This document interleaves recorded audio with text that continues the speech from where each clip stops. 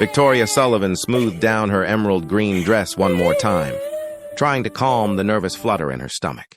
At 34, she'd told herself she was past the anxiety of first dates, but sitting alone in the elegant restaurant with Christmas lights twinkling all around her, she felt every bit as uncertain as she had at 20. The reservation was under the name James Hendricks. Her friend Rachel had set this up, insisting that James was perfect for her. Kind, successful, ready to settle down. Victoria had been hesitant. After her divorce 3 years ago, she'd thrown herself into her work as a pediatric nurse, convincing herself that caring for other people's children was fulfilling enough. But lately, the silence of her apartment had grown louder, the holidays harder to face alone. She checked her phone. 7:15. He was 15 minutes late. The waiter had already refilled her water twice, each time with a sympathetic smile that made Victoria's cheeks burn. At 7:30, her phone buzzed. "I'm sorry, but I don't think this is going to work out. Rachel mentioned you were divorced. I'm really looking for someone without that kind of baggage. I hope you understand. Best wishes." Victoria stared at the message, the words blurring slightly as tears pricked her eyes. She blinked them back quickly, forcing herself to breathe slowly. She shouldn't be surprised. This had happened before, in different variations. Too old, too focused on work, too damaged from her failed marriage. Each rejection, another confirmation that she'd somehow missed. Her chance at the life she'd imagined. She was gathering her coat, trying to maintain her dignity as she prepared to leave, when a small voice interrupted her thoughts. "Excuse me, miss. Why do you look so sad?" Victoria looked down to find a little girl standing beside her table, maybe 4 or 5 years old. She had blonde hair pulled up in 2 playful pigtails, wearing a red velvet dress with a white collar that made her look like a tiny Christmas angel. In her arms, she clutched a small teddy bear. Her blue eyes were bright with genuine concern, the kind of pure empathy only children possess. "Oh, sweetheart, I'm okay," Victoria managed, forcing a smile. "Shouldn't you be with your family?" "I'm with my family. That's my daddy over there." The little girl pointed to a nearby table where a man sat with an older couple. He was looking their way now, concern crossing his handsome features. "But I saw you and you looked lonely, like you needed a friend." Before Victoria could respond, the man was approaching their table. He was probably in his late 30s, with kind brown eyes and an apologetic expression. His dark suit was well-tailored but unpretentious, and when he smiled, it reached his eyes in a way that suggested genuine warmth. "I'm so sorry," he said, gently taking the little girl's hand. "Chloe, you can't just approach strangers like that." "But Daddy, she's sad." "I can help. I'm good at making people feel better." "You always say so." Victoria felt something crack inside, her chest at the earnestness in the child's voice. "It's all right, really." "She's very sweet." The man studied Victoria's face, and she saw the moment he registered the dampness in her eyes. The coat half on, the empty chair across from her. Understanding softened his expression. "Bad date?" he asked quietly. The kindness in his voice, combined with everything else, made Victoria's careful composure crumble. "He didn't even show up. Sent a text saying I had too much baggage." She laughed, but it came out shaky. "Sorry, I don't know why I'm telling you this." "Because sometimes strangers are easier to tell," he said gently. He glanced back at his table, where the older couple was watching with interest. "Listen, I know this might sound strange, but would you like to join us? My parents and we're celebrating my dad's birthday. My mother always orders enough food for an army. And Chloe seems quite convinced you need company." "Please?" Chloe tugged on Victoria's hand with both of hers.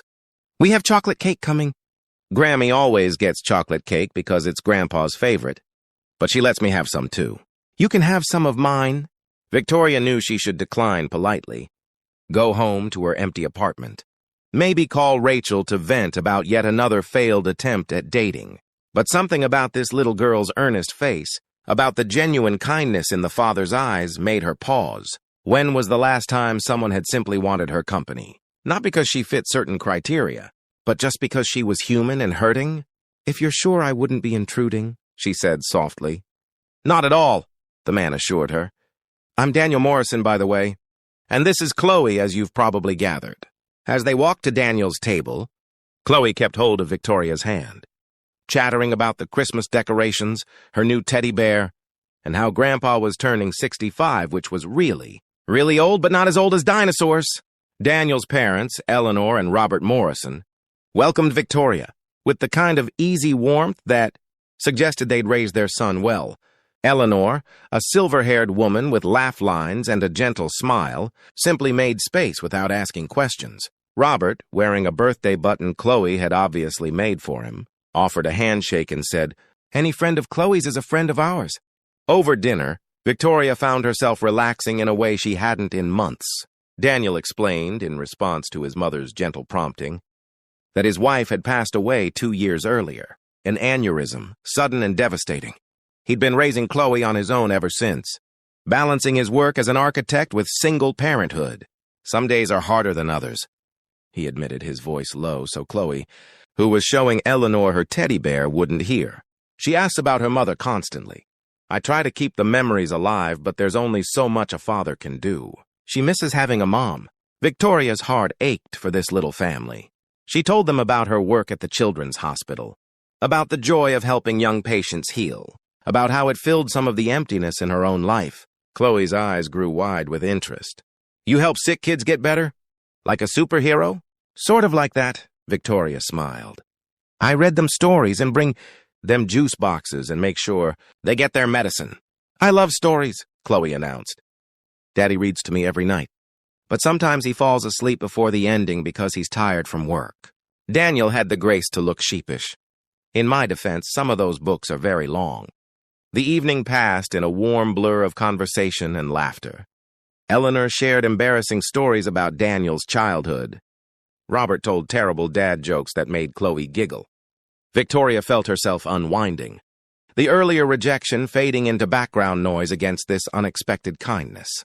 When the chocolate cake arrived, Chloe insisted on sitting next to Victoria. As they shared a slice, the little girl studying Victoria with those serious blue eyes, something shifted in the air.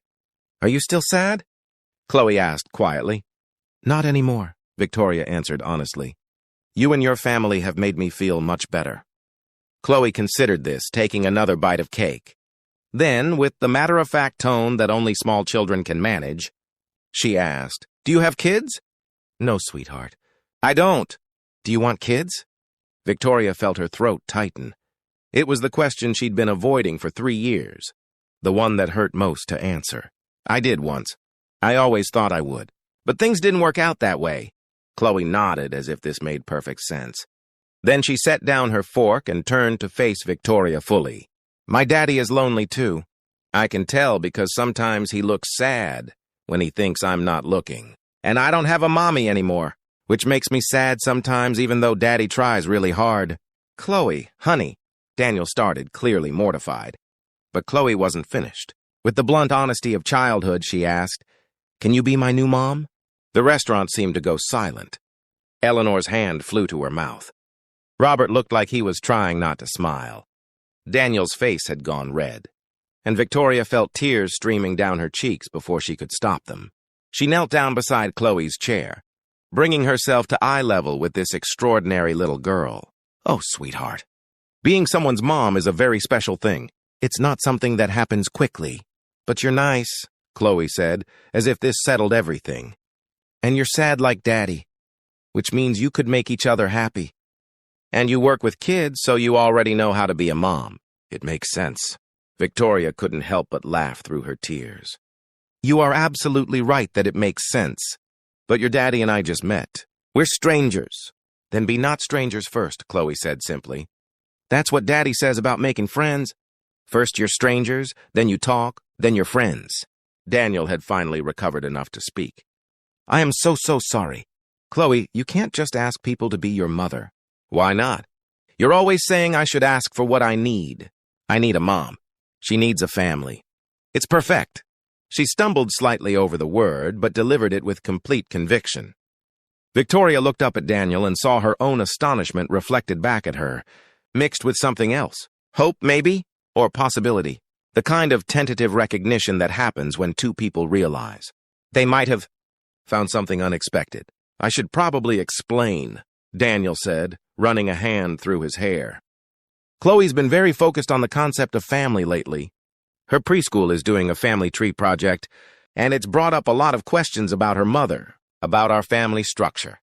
It's okay, Victoria assured him. Really, I work with children. I understand. But as the evening wound down and they prepared to leave, Chloe wasn't ready to let the idea go. Can Victoria come visit us? She asked her father. Please.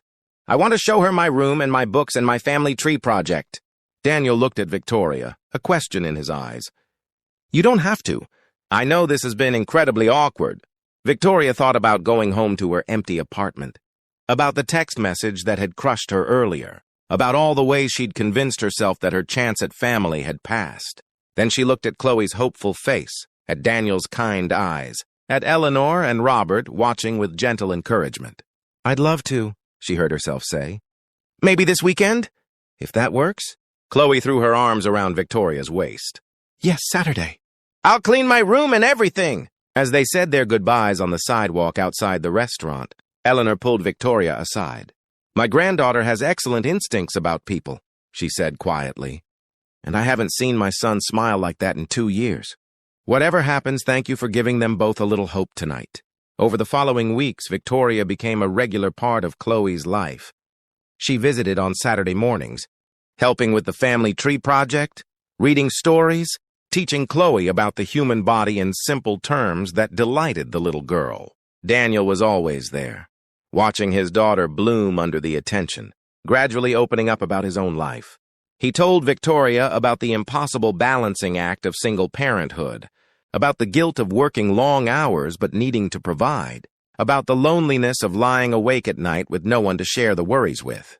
Victoria shared her own story, about a marriage that had ended when her ex-husband decided he didn't want children after all, about the years of fertility treatments and heartbreak, about finally accepting that motherhood might never happen for her. I think that's why I became a pediatric nurse, she admitted one afternoon while Chloe napped. They were sitting on Daniel's couch, coffee cups between them, speaking in the hushed tones people use around sleeping children. If I couldn't have my own children, at least I could care for others. It helped fill the empty space. Daniel reached over and took her hand. For what it's worth, you're incredible with Chloe. She adores you. I know she kind of put us both in an impossible situation with that first question, but I'm grateful she did. I wouldn't have had the courage to approach you otherwise. Why not? Because you were dealing with your own pain. Because I thought maybe I was too broken to try again. Because loving someone and losing them destroyed me. And I wasn't sure I could risk that again. He paused, his thumb tracing gentle circles on her hand. But Chloe reminded me that love is always worth the risk. On Christmas Eve, Daniel invited Victoria to spend the evening with them. Eleanor and Robert were there too, and the small house was warm with the scent of cookies and pine. Chloe had made ornaments for everyone, carefully painted with glitter and determination. The one she gave Victoria said, "My favorite nurse," in wobbly letters. After dinner, as they sat by the tree, Chloe crawled into Victoria's lap with a book. It was the most natural thing in the world, this small weight of trust and affection. As Victoria read, doing different voices for each character, she felt Daniel's arm settle around her shoulders. Later, after Chloe had finally been persuaded to go to bed, Victoria and Daniel stood on his front porch, watching snow begin to fall. She's going to ask again, you know, Daniel said quietly. About you being her mom. She asks me about it every night. Wants to know if you're going to stay. Victoria felt her heart racing. What do you tell her? I tell her that love takes time, that families are built slowly, with care and patience, that wanting something doesn't make it happen instantly. He turned to face her, his hands gentle on her shoulders. But I also tell her that sometimes, when you find the right people, it feels like they were always meant to be part of your story. Victoria looked up at this man who'd entered her life on the worst night, who'd offered kindness when she'd expected nothing, whose daughter had somehow seen exactly what Victoria needed before she knew it herself. I spent 3 years convinced I'd missed my chance, she said softly. That family and love and belonging were things that happened to other people, not to divorced nurses pushing 35. That man who stood me up, he was just the latest reminder that I didn't fit anyone's idea of the right woman. You fit mine, Daniel said simply. You fit Chloe's. You fit this life we're building if you want to be part of it. I do, Victoria whispered. I want that so much it scares me. Me too, Daniel admitted. But I think maybe that's how you know it's real. Because it matters enough to be scary. He kissed her then, soft and sweet under the falling snow. And Victoria felt something in her chest unfold like a flower, finally finding light. 6 months later, on a sunny Saturday morning, Victoria moved her things into Daniel's house. Chloe helped, carefully carrying small items and announcing where everything should go. When they reached the bedroom that would now be Victoria's too, Chloe stopped. So you're really staying? Forever and ever? Victoria knelt down, taking both of Chloe's small hands in hers. I'm really staying, if that's okay with you. Can I call you Mom? The question, asked with such hope and seriousness, made Victoria's eyes fill with tears. I would be honored if you called me Mom. Chloe threw her arms around Victoria's neck. I knew it, she said triumphantly. I knew that night at the restaurant. I told Daddy you were the one. Later, as they unpacked boxes and arranged furniture, Daniel pulled Victoria close. Thank you, he whispered, for staying that night, for giving us a chance, for loving us both. Victoria thought back to that Christmas evening, sitting alone at a restaurant table, convinced she'd been rejected yet again, that love and family weren't meant for her. She thought about a little girl brave enough to ask a difficult question, about kindness offered freely, about the way sometimes our greatest blessings arrive in the moments we feel most broken. Thank you for seeing me, she said, for letting Chloe approach a sad stranger, for inviting me into your family, for showing me that it's never too late, that the right love finds you when you least expect it. From the hallway, they heard Chloe singing to herself, a made-up song about having the best family in the whole world. Daniel and Victoria looked at each other and smiled, this couple brought together by a child's wisdom and a Christmas miracle. Because sometimes the best things in life start with rejection and end with belonging. Sometimes it takes a 4-year-old to see what adults are too scared to hope for. And sometimes the family you're meant to have finds you in the most unexpected ways, asking the most impossible questions, offering love when you need it most.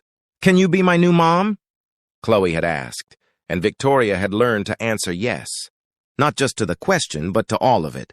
To second chances and unexpected love, to healing and hope, to the beautiful messiness of building a family from broken pieces and brave hearts. And as snow began to fall outside their window, covering the world in white, Victoria finally understood what home felt like. It felt like small hands trusting yours, like a man who sees your scars and loves you anyway, like being chosen not despite your past but because of everything you've become. It felt like Christmas lights twinkling, like a little girl's laughter, like finally being exactly where you belong.